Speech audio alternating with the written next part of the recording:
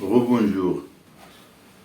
J'ai constaté que la fin de la vidéo que je viens de faire tout à l'heure sur la progression des temps amoureux, la fin de la vidéo n'était pas claire. Je vais la refaire ici pour montrer les points que j'ai relatés tout à l'heure. Ce sont vraiment des points très importants. Alors, dans cette partie de la vidéo, je montrais un petit peu l'intemporalité de l'amour. Ça veut dire des amours qui n'ont plus de temps. Ils n'ont ni durée, ni temps, ni même l'espace. C'est des personnes qui s'aiment hors du temps, hors de la logique du temps, que ce soit le temps psychologique ou le temps de l'horloge. Ils ne sont pas dans ce rituel temporalisé par un instrument extérieur. Ils vivent hors du temps. Ils vivent leur amour hors du temps. J'ai donné l'exemple de cette femme française qui est tombée amoureuse d'un condamné à mort. Et il est parti le voir aux États-Unis. Ils se sont mariés. Ils se sont mariés sans qu'il le touche.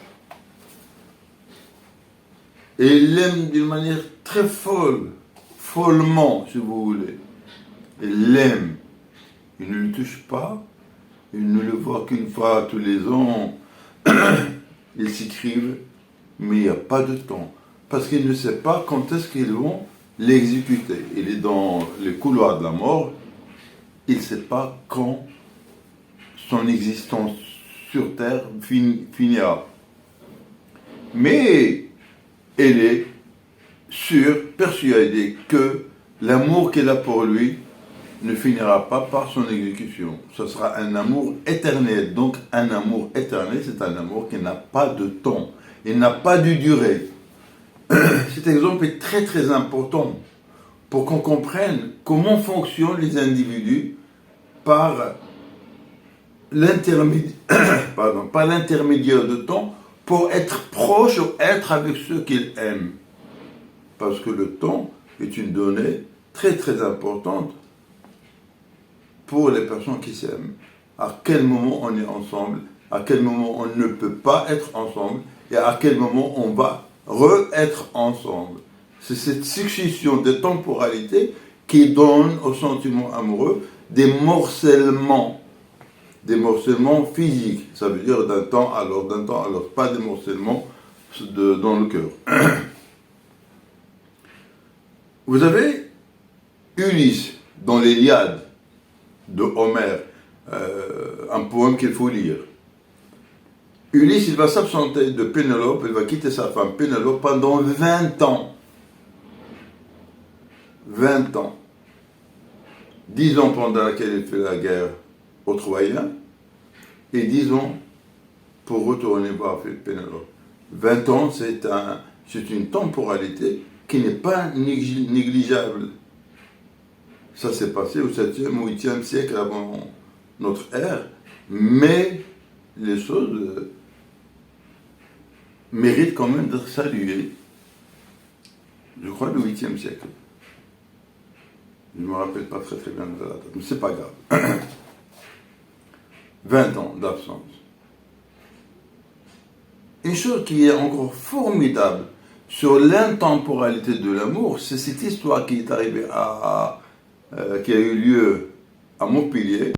Un film sorti relatant cette histoire, qui s'appelle Mourir d'aimer. Une institutrice va aimer un garçon qui a 16 ans, 17 ans.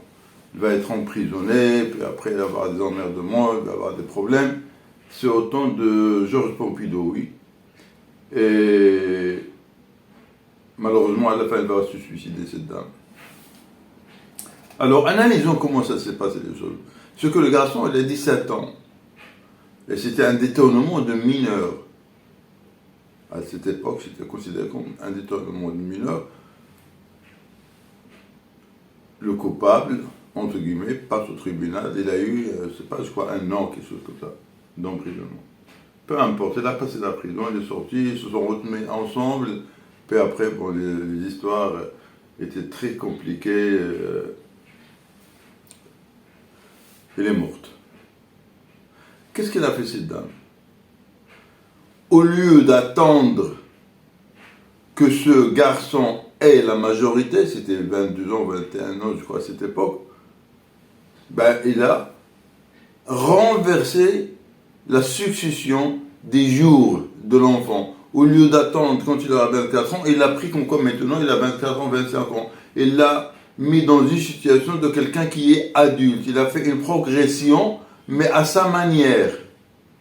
Il a progressé dans ses relations avec ce jeune homme, mais d'une manière qui n'a rien à voir avec les progressions sociales auxquelles nous attendons, auxquelles nous assistons, les progression naturelle et normale. Il a progressé d'une manière propre à elle. Ça veut dire qu'en quoi il a défini son propre temps.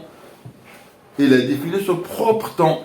Et là, qu'est-ce que ça renseigne? Ça renseigne tout simplement que le temps, dans son découpage en années, en jours, en semaines, il est tout à fait arbitraire. Je ne parle pas du temps solaire, le solaire, 365 jours, l'année, tout ça. Non, je parle sur le temps social. C'est tout à fait arbitraire. Les Chinois, ils ont modifié leur calendrier 2 fois.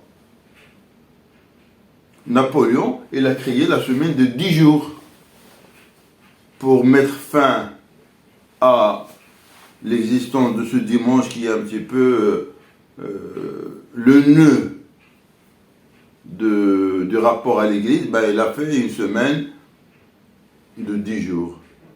Et ça n'a pas marché. Il a bouleversé les temps normaux. Ici en Vendée, par exemple, ben, les gens se sont trouvés un petit peu déboussolés. Ils ne savaient pas quel jour ils allaient tenir le marché. Ils ne savaient plus dans quel jour ils allaient faire leurs courses. C'était une autre manière de vivre à laquelle ils étaient confrontés par le fait que Napoléon a changé le temps, il a mis la semaine de 10 jours. Alors nous retenons comme quoi tout ça c'est vraiment de l'arbitraire. Et dans les relations amoureuses, la progression amoureuse n'est pas arbitraire, mais elle est personnelle. C'est pas la même chose. Et s'il est personnel, ça veut dire qu'il peut la rendre conforme à ses sentiments. Et je vais dire une autre chose, c'est que le temps, la progression de temps amoureux et la progression des sentiments amoureux sont deux choses qui parlent de la même chose, qui est notre rapport avec l'autre. Le temps que nous tissons avec l'autre, il se fait en fonction des sentiments que nous avons avec l'autre. Les sentiments que nous avons avec l'autre nous imposent une temporalité spéciale avec lui. Une chose est imbriquée dans l'autre. Le temps est imbriqué dans le sentiment est imbriqué dans le temps. Autrement dit, nous pouvons faire une lecture des sentiments à travers le temps. Puisque l'un renvoie à l'autre. Cette vidéo elle a été faite un peu d'une manière très improvisée comme ça, mais je crois que l'étude elle mérite vraiment un approfondissement pour montrer la richesse humaine. La richesse humaine. Chaque individu est particulier.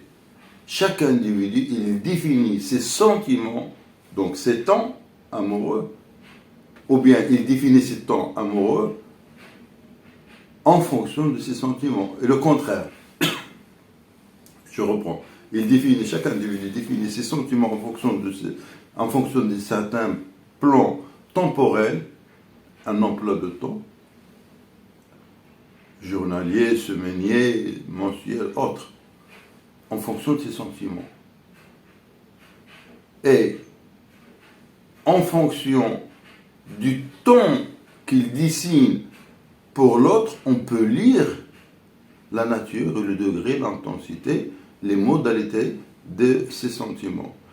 Les deux sont imbriqués, l'une va dans l'autre. Le temps de l'amour et de l'amour lui-même, c'est la même trame, c'est la même donnée.